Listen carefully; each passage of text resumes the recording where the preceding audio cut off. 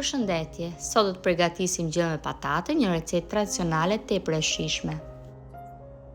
Fillojmë me përgatitjen. Si fillim do të hedhim vaj ulliri, mund të përdorni edhe vaj tjetër nëse dëshironi, rreth 400 gram mish. Mishin e skuqim për pak minuta.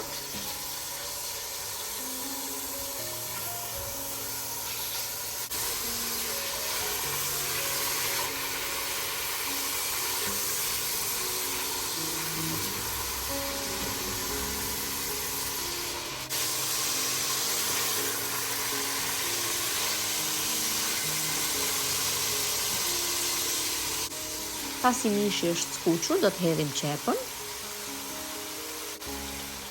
një karrot, do t'i përziejmë,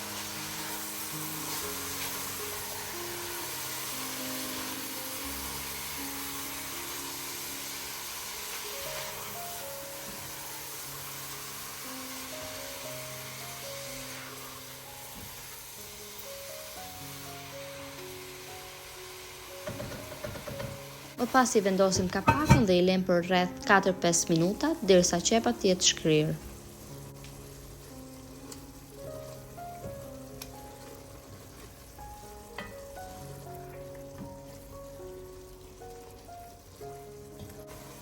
I hedhim një lugë salcë domate,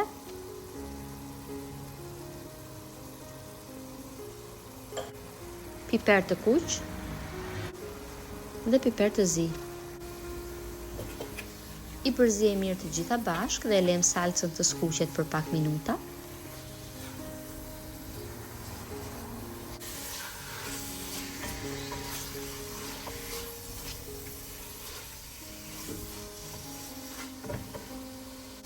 Më pas do të hedhim ujin.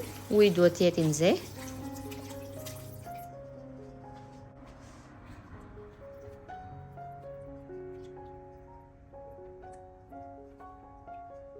I përziejmë, më pas i vendosim kapakun dhe e lëm të ziej.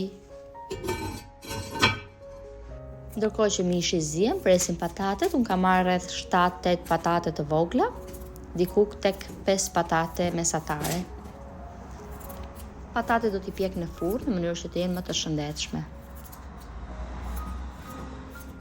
Pasi i kemi prerë të gjitha patatet, i hedhim pak vaj lule dielli dhe i përziejmë mirë.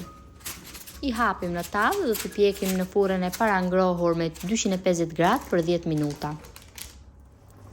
Kur mishi është pothuajse i zirë, i hedhim kripën. Kripën që nuk e hedh që në fillim, pasi kripa mund të forcojë mishin dhe mund të ngadalsojë procesin e zierjes. Në këtë mënyrë mishi zihen më shpejt.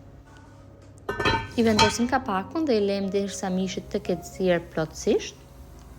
Dhe patatet tashmë janë gati. Patatet do t'i hedhim 10 minuta përpara se ta fikim gjellën. Domethënë patatet të zihen për rreth 10 minuta bashkë me mishin.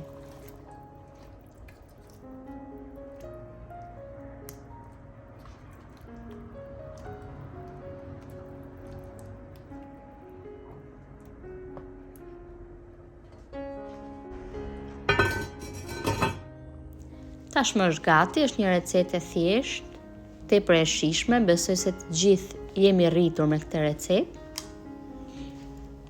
Nëse e provoni në këtë mënyrë ju bëft mirë, dhe nëse video ka pëlqyer, mos harroni të bëni like, koment dhe ta ndani atë me miqtë tuaj. Faleminderit që më ndiqni.